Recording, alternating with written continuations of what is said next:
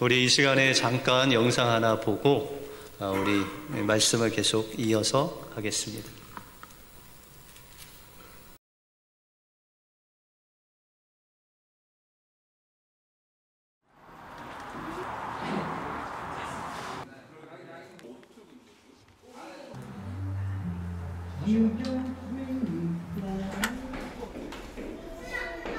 네, 이쪽으로 앉으세요.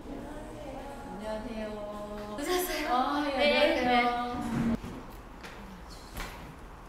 이제 다 오셨죠? 네.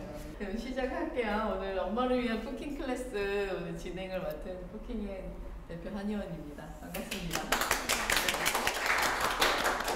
오늘은 애호박 양배추 유유식하고 단호박 스프로 할 거예요. 그래서 먼저 애호박 양배추 유유식부터 실습을 하도록 할게요. 자, 요리하시는 동안 육아 전문가의 또 영상이 있어요. 그래서 영상을 한번 보고 갈게요. 세련아,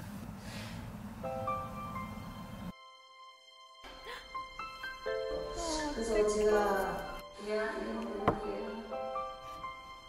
네, 안녕하세요. 많이 서운하죠.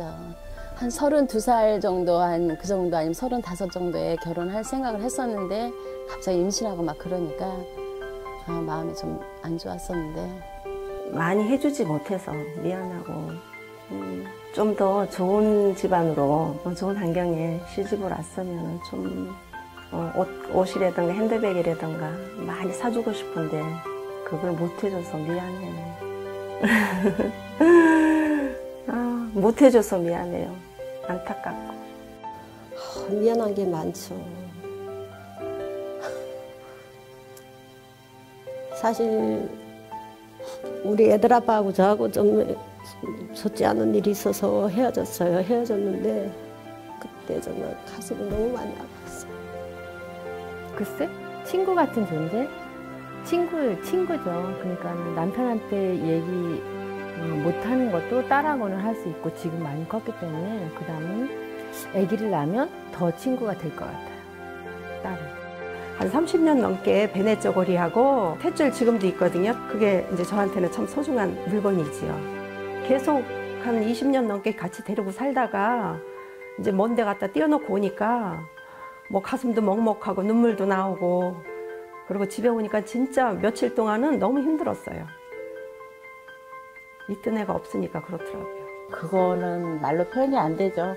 어떤 존재인지는 진짜 말로 표현이 안 돼요. 자식이라는 존재는 그렇게 어떤 존재가 아니라 무엇과도 바꿀 수 없고 만약에 자식이 없으면은 지금 이렇게 행복하게 살지는 못할 것 같은 그런 거 있죠. 세련아, 진짜 고마워. 우리 집에 와줘서 고맙고 사랑해.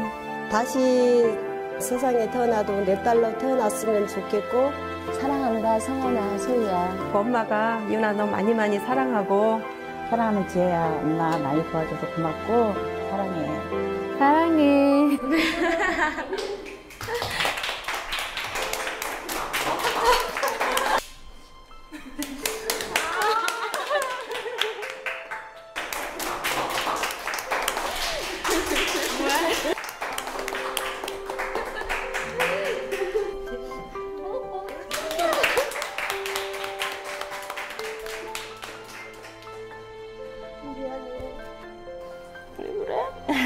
고마워.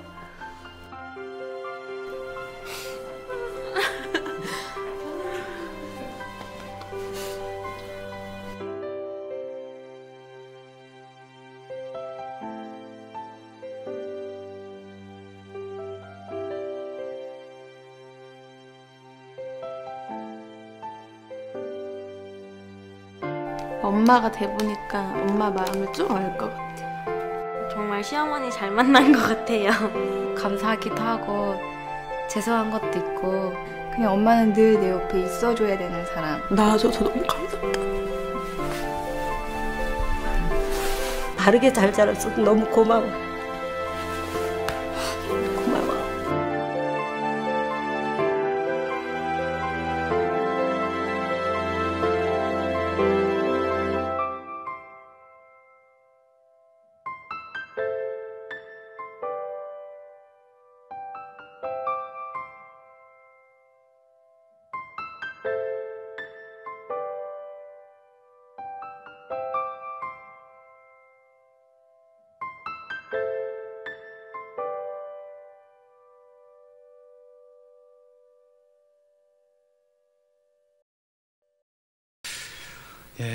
우리 부모님들 이구동성으로 하시는 것은 자녀들에게 미안하다. 뭐가 그렇게 미안하세요? 자녀들 그렇게 잘 기르시고, 아이들이 어렸을 때 그렇게 울어서 밤새 잠 못 주무셨고, 아이를 먹이시고 입히시느라 그렇게 고생했는데, 우리 부모님들은 이구동성으로 내가 명품을 더 사줬어야 되는데 뭘 좀 더 해줬어야 되는데, 뭐 이런 미안한 마음을 표현하시는 분들이 부모님들입니다. 이게 부모님들의 내리사랑이 아닐까 싶습니다. 그런데 하나님께서 오늘 본문에 보시면은 우리 자녀들에게 약속 있는 계명을 주시는데, 그것이 바로 부모를 공경하라. 그리하면 이 땅에서 잘 되고 또한 장수하리라 라고 약속하시고 있습니다. 오늘 2절 이하에 보시면 내 아버지와 어머니를 공경하라. 이것은 약속 있는 첫 계명이니 이로써 내가 잘 되고 땅에서 장수하리라 라고 약속하셨다라는 것이죠. 여러분들, 계명이 뭘까요? 계명은 약속이죠. 하나님이 너 이렇게 하면 내가 복을 줄 거야 라고 약속하셨다는 거예요. 그런데 그 약속만 잘 지키면은 우리가 이 땅에서 원하는 걸 다 받을 수가 있대요. 여러분들, 이 땅에서 원하는 게 뭐죠? 첫 번째, 잘 되는 거 아닙니까? 그리고 오래 사는 거, 장수하는 거. 그래서 여러분들 건강을 위해서 먹을 것도 안 먹고, 그렇죠? 운동도 하고, 그렇지 않습니까? 이와 같이 하나님께서 우리에게 잘 되고 또한 건강, 장수하는 복을 주셨는데, 그것이 바로 첫째 계명이 부모님을 공경하라 라는 거예요. 그런데 여러분들, 하나님께서 여러분들에게 너희가 밥을 잘 먹으면 복을 주겠다라고 하신 계명이 혹시 성경에 있습니까? 밥 잘 먹으면 복 준다. 아니면 자녀를 내리사랑하면 내가 복 주겠다. 이런 계명 있으세요? 없죠. 왜냐하면 밥 먹는 거, 또 자녀 내리사랑하는 거는 그냥 놔둬도 되는 거예요. 여러분들, 그냥 놔둬도 식사 잘 하시죠? 자녀들 잘 사랑하시잖아요. 그런데 이게 그냥 놔두면 안 되는 게 있어요. 그래서 하나님께서 그것을 계명으로 딱 정해서 너 이거 하면 복 주겠다. 그것이 바로 부모를 공경하는 거예요. 여러분들, 어렸을 때는 부모 공경, 부모님을 잘 몰라서 공경하지 못했고, 또 자라서는 어떤 환경 때문에 부모 공경 못하고, 이제 또 부모 공경할 만하니까 또 부모님이 안 계시죠. 여러분들, 부모 공경이라는 것은 이렇게 쉬운 게 아니에요. 그냥 어떤 분들은 부모 효도하는 게 제일 쉬웠어요. 이거는 그냥 공부가 제일 쉬웠어요 하고 똑같은 말입니다. 여러분들, 부모를 공경한다는 건 그냥 되어지는 것이 아니라 주님께서 우리에게 은혜를 주셔야, 하나님께서 우리에게 그 부모를 공경할 수 있는 능력을 주셔야 우리가 할 수 있는 것이 부모를 공경하는 것이다 라는 것이죠. 그런데 좀 아쉽게도 우리가 이 부모님에 대해서, 부모님과의 관계에 있어서 늘 오해하고, 또 여러분들 부모님에게 상처받은 일 있으세요? 예전에 대표적인 것이, 야, 너 저 한강 다리 밑에서 주워왔다. 그러면 그 어린 나이에 왜 그게 믿어지는지, 왜 그 다리에서 나를 주워왔다는 그 이야기가 왜 믿어지는지 모르겠는데, 그것 때문에 막 고민하고 밤을 선칠 적이 있는데요. 여러분들, 부모님의 상처를 받은 일들을 여러분들이 기억하시면요, 대부분은 어렸을 때 상처받은 거예요. 그죠? 여러분들이 부모님 커서 부모님한테 내가 상처받았다, 뭐 이런 분들은 별로 없어요. 왜냐하면 내가 부모가 돼 보니까 그 부모님 마음을 이해하기 때문이죠. 근데 부모 마음을 이해하지 못할 그 어릴 때는 부모님의 말 한마디, 부모님의 그런 행동 하나를 통해서 우리가 가끔 부모님 마음을 이해하지 못해서 상처받을 때가 있다라는 것이죠. 어느 교회 부목사님이 이제 어렸을 때 강아지를 부모님이 갖고 와서 그 강아지를 키웠대요. 그때만 해도 좀 옛날이었던 것 같아요. 그런데 그 강아지가 이제 그 마당에서 잘 놀고 몇 년 커서 이제 개가 됐는데, 큰 개가 됐는데 어느 날 와보니까 그 개가 없어진 거예요. 그래서 그 부목사님이 어린 마음에 엄마한테 물었대요. 엄마, 내 개가 어디 갔어요? 그랬더니 야, 개 팔아서 건축헌금했다 그러더래요. 아니 어머니 무슨 개를 팔아서 건축헌금을 해? 아니 당장 갖고 오라고 막. 그래서 그냥 하루 종일 울고 불고 했는데도 어머니가 개 팔았는데 어떡하냐고, 다시는 안 그럴 테니까 그냥 그렇게 달래는데도 그 어린 마음에 깊은 상처를 받았대요. 근데 그 아들 목사님이 커서 이제 하나님 앞에 헌신을 하게 되고 신학교에 가게 됐대요. 근데 하나님께서 그 목사님을 또 먼 선교지로 보내셨대요. 근데 그 선교지로 보내시면서 하나님께서 결단을 하게 하셨는데, 자신의 모든 것, 주님, 저희 모든 것을 드려서 제가 주님의 복음을 전하겠습니다 라고 그렇게 고백을 했대요. 그리고 선교지에 가서 정말 그 연약한 자들을 돌보면서 정말 자기가 가진 것 하나 가지고 그 사람들을 돌보고 하는데 갑자기 엄마 생각이 나더래요. 엄마가 개 팔아서 건축헌금 드렸던 그 생각이 나면서 엄마가 오직 하면은 그 정말 드릴 거를 찾다 없었는데 그 개를 팔아서 정말 하나님께 드리겠다라는 그 마음을 그제서야 이해가 가더래요. 정말 자신을 다 하나님께 드리고 정말 자기가 가진 그 조그만 거 하나라도 하나님께 드리고 싶은 그 마음이 드니까 그제서야 어머니가 이런 마음으로 이 자녀가 그렇게 속상해 할 것을 알면서도 그것을 그렇게 드리셨구나라고 그 마음을 알게 되었다라는 것이죠. 여러분들 부모님들 생각하면요, 예전에는 부모님이 정말 하늘같이 크게 보이고 또 부모님이 거의 슈퍼맨 같았지 않습니까? 부모님은 뭐 뭐든지 할 수 있으시고 모든 능력이 있으신 슈퍼맨과 같은 분이신 줄 알았는데, 여러분들 혹시 어머님이 몇 살 때 결혼하셨어요? 저희 어머니에게 물었더니 19살 때 결혼하셨대요. 어머니 왜 이렇게 일찍 결혼하셨어요? 근데 그 윗대를 여쭤보니까 19세는 노처녀야. 거의 15세, 16세, 17세 때 결혼하셨대요.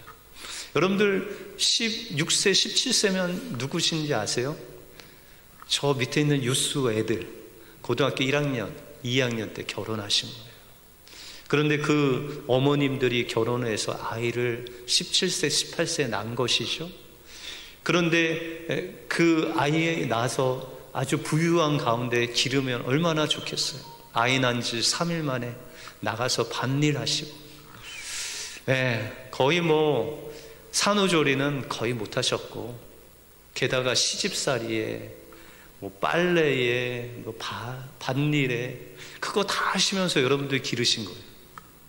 그러니 뭐 얼마나 여유가 있으시겠어요. 얼마나 여러분들에게 좋은 말 또 좋은 것 해 주실 수가 있으시겠어요. 그 당시에 또 얼마나 가난하셨습니까? 그렇게 따지면 그 어머니, 그 아버님들이 여러분들을 기르실 때 때로는 막말도 하시고 때로는 상처되는 그런 말도 하셨는데, 그 부모님도 그 부모님이 되는 준비가 잘 안 돼 있는 상태에서 부모가 되신 것이죠. 또 아이를 기를 수 있는 그런 능력도 없는 상태에서 정말 자기가 할 수 있는 최선을 다해서 이 아이를 키웠다는 것이죠. 그런데 아이들이 생각할 때, 아니 우리 어머니는, 우리 아버지는 왜 이렇게 능력이 없어? 남들은 좋은 거 갖고 있는데 왜 우리는 이런 걸 못 사죠? 아니 남들은 막 나이키, 프로스펙스 이렇게 사는데 우리는 왜 맨날 검은 고물신이야 이렇게 하면서 불평을 하지 않았습니까? 그런데 부모님들은 그 고물신 하나 신지 못하시면서 그렇게 잘하셨다라는 것이죠. 선원목자교회를 담임하신 유기성 목사님이 이제 어렸을 때 아버지가 목사님이셨대요. 근데 이 목사님이 이제 농촌에서 목회를 하시는데 온 동네, 온 교회 사람들이 목사님을 정말 세상에 법 없이 살 수 있는 착하신, 온유하신 목사님으로 받들어 모셨대요. 그런데 이 유기성 목사님과 가족에게는 이 아버지가 그렇게 인기가 없었어요.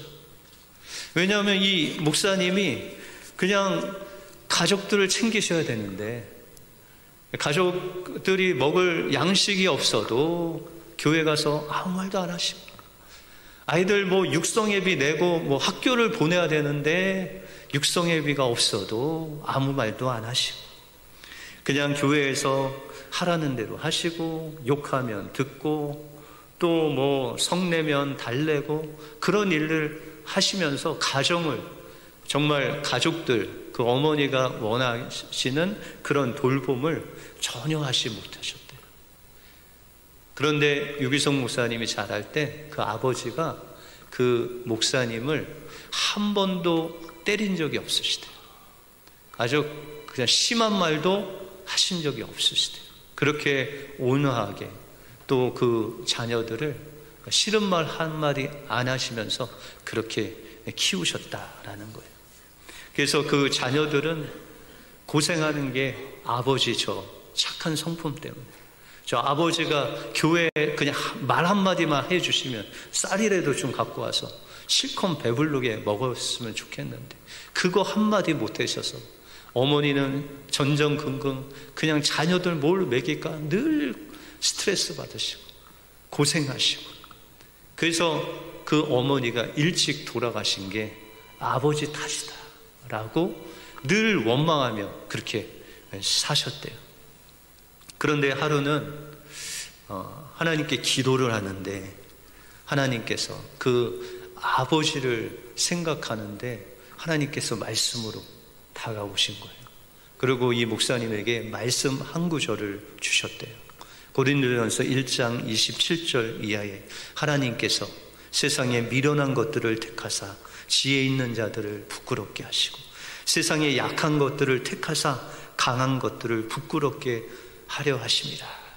바로 너희 아버지가 내가 택한 미련하고 약하고 가진 거 없고 지혜 없는 그런 사람이다.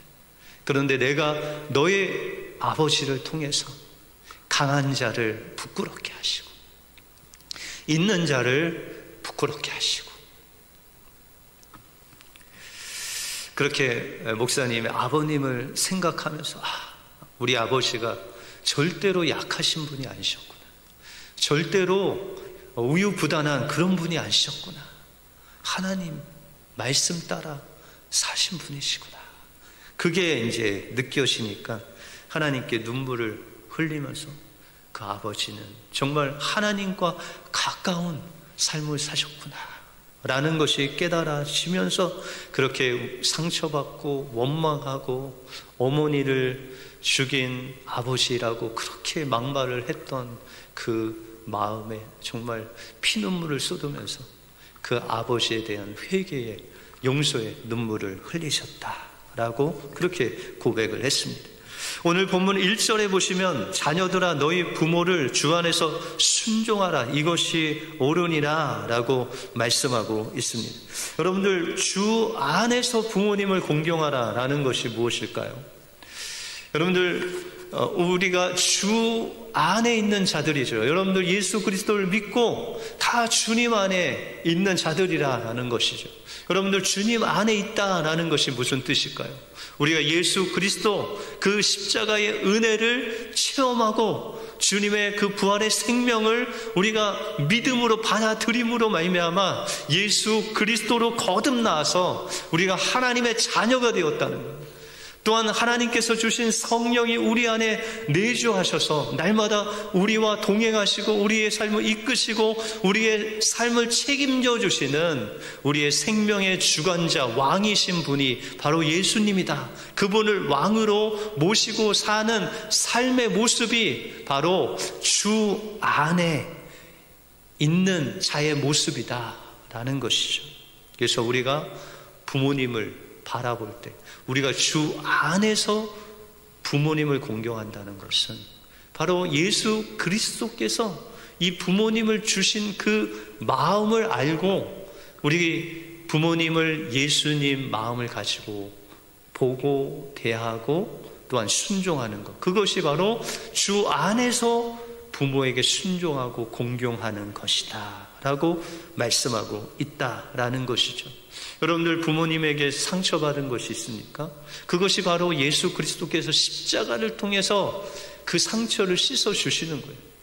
예수 그리스도께서 우리가 무엇인가 마음속에 연약한 것이 있다면 주님께서 그 부모님의 연약한 부분을 우리 주님께서 다 주님의 사랑으로 채워주신 거예요. 부모님은 하나님의 그림자다라고 그렇게 종교개혁자들은 이야기합니다. 우리 부모님을 통해서 하나님을 보여주신 거죠.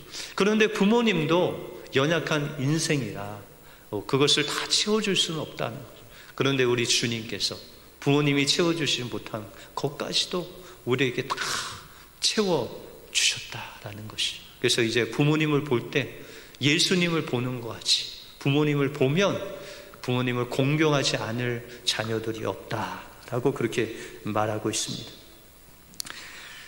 치유 상담의 권위자인 정태기 목사님이라는 분이 계신데 그분이 치유 상담 학교를 이제 2년 동안 그 대학원에 와서 공부하는 그런 치유 상담 학교를 열었습니다. 그런데 그곳에 시각 장애인 자매가 들어오게 됐습니다. 한 30대 중반 되는 앞을 볼 수 없는 자매가 치유 상담 학교에 입학을 한 거예요. 그런데 이제 한 중간 정도, 한 반년 정도 지나니까 그 치유 상담 학교에서 부흥회를 열었어요.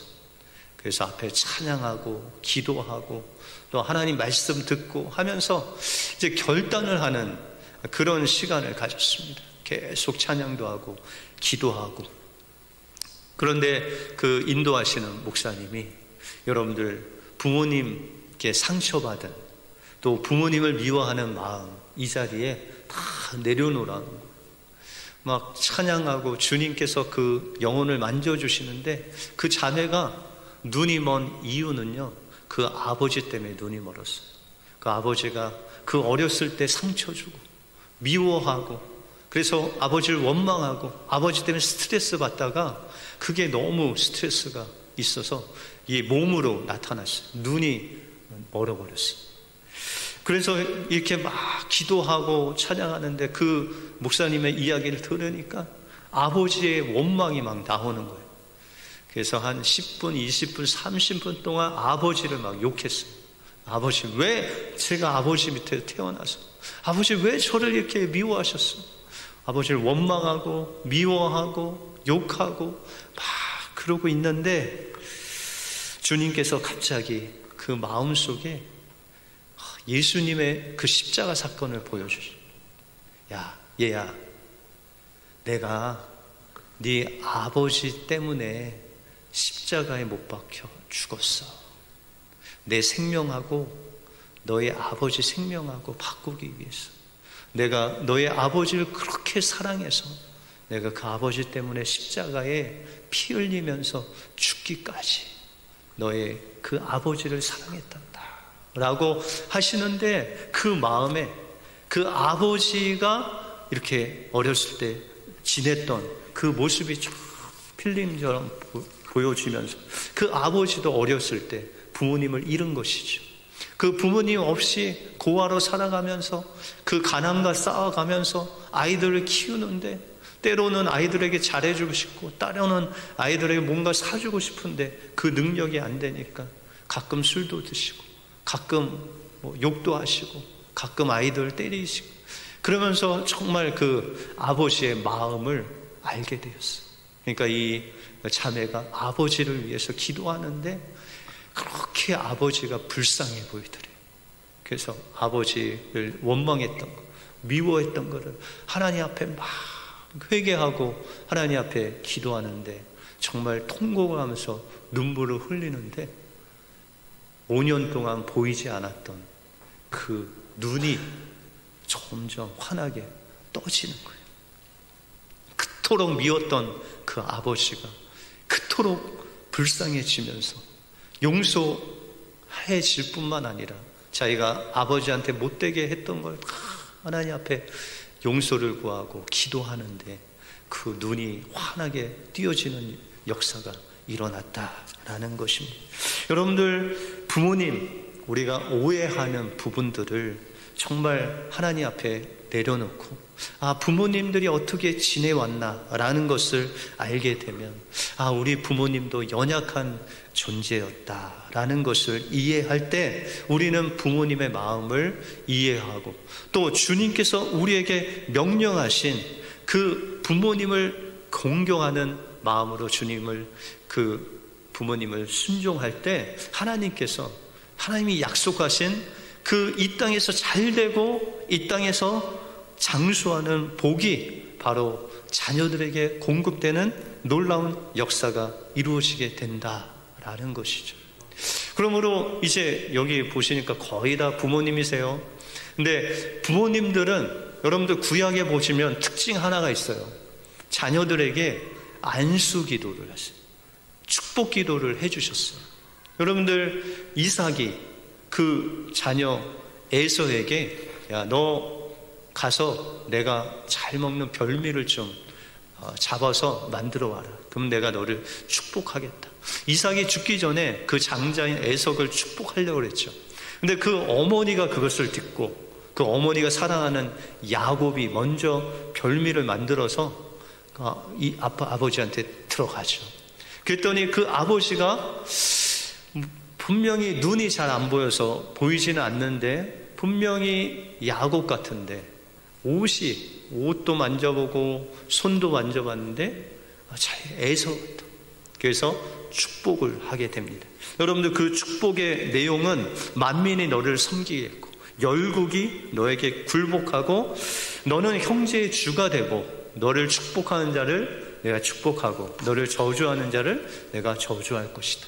이것이 바로 하나님께서 아담에게 주셨던 그 아담의 후손을 통해서, 여인의 후손을 통해서 그 뱀의 머리를 상하게 하고 하나님의 놀라운 역사가 그 여자의 후손을 통해서 일어날 것이다. 또한 아브라함에게 너는 만민의 복의 근원이 될 것이다. 네가 축복하는 자는 내가 복주고 너를 저주하는 자는 내가 저주할 것이다. 이 하나님께서 아브라함에게 주시고 아담에게 주시고 또한 그 믿는 자들에게 주신 그 축복을 이 아버지가 자녀에게 소르놓고 축복 기도를 했다라는 것이죠. 그런데 여러분들, 창세기 뒷부분에 보시면 이렇게 형의 장자의 축복을, 아버지의 그 축복을 빼앗은 야곱이요, 그 아들들을 다 불러놓고 복을 줍니다. 한 사람 한 사람씩 복을 줍니다. 그런데 그 중에 셋째 아들, 이 레위라는 아들이 있었어요. 그런데 이 레위와 둘째 아들 시므온이 작당을 하고 그 세겜 땅에 있는 사람들에게 거짓말을 해서 할례를 하게 하고, 그들이 할례에서 고통 중에 있을 때 칼을 가지고 그들 다, 남자들 다 죽였어요. 그래서 잘못했다가는 야곱과 그 모든 사람들이 다 죽을 뻔한 일이 있었어요.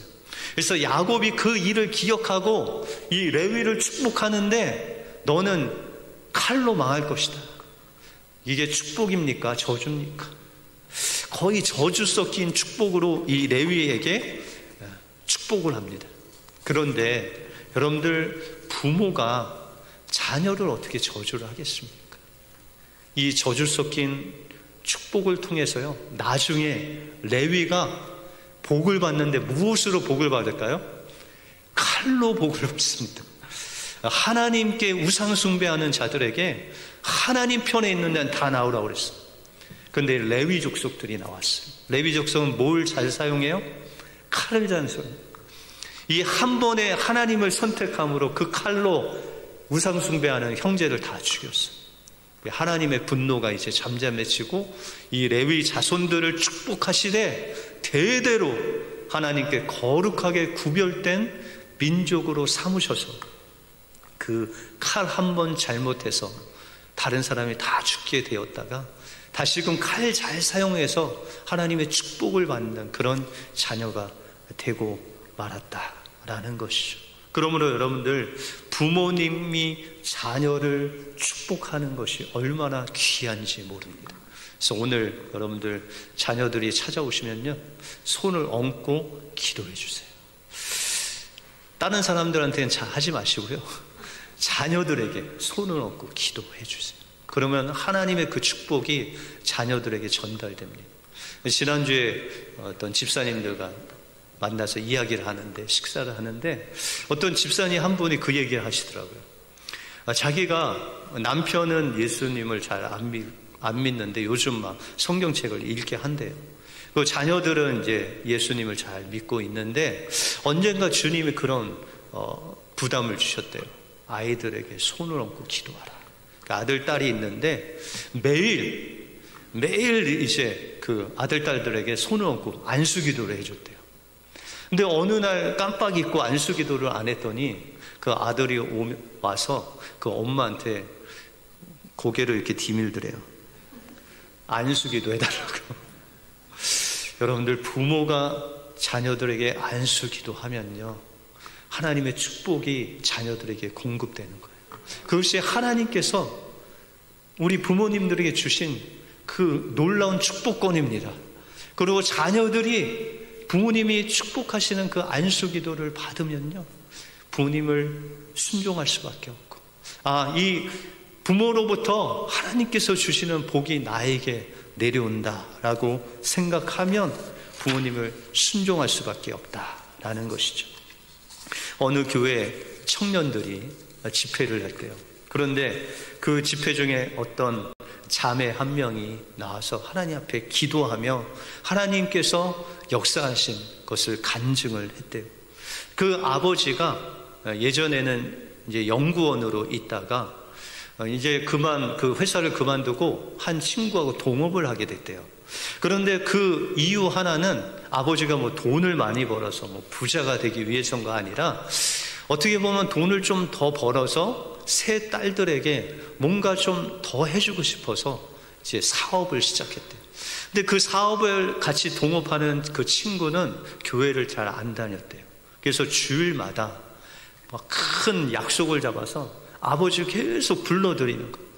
그래서 그 사업을 시작하고 주일을 지켜야 되는데 주일은 못 지키고 매일 그 친구 따라다니면서 뭐 사람들 만나고 바이어 만나고 뭐 이런 일들 하다 보니까 아버지가 이 주님과의 그 관계가 계속 멀어졌대요.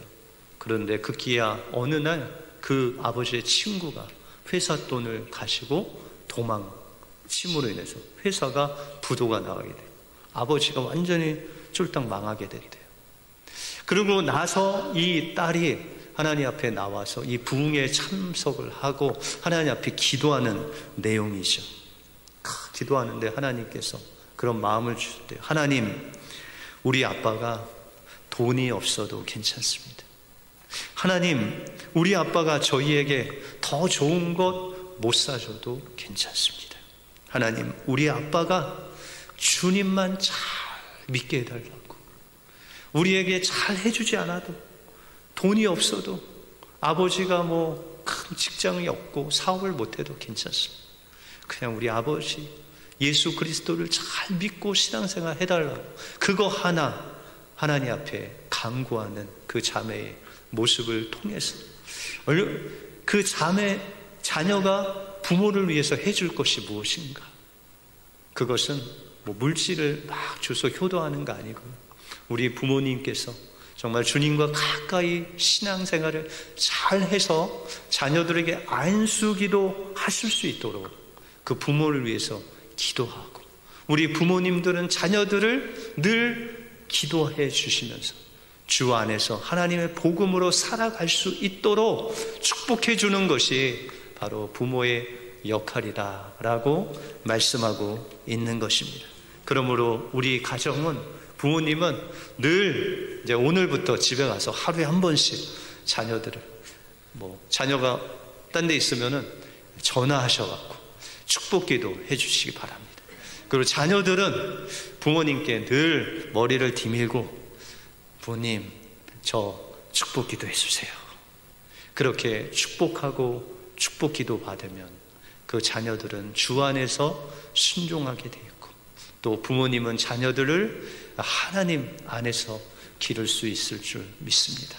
그러면 하나님께서 약속하신 그 잘되고 장수하는 복이 여러분들의 자녀들 가운데 임할 줄 믿습니다. 이 은혜가 여러분들의 자녀의 축복이 되시길 주님의 이름으로 축원드립니다. 기도하겠습니다.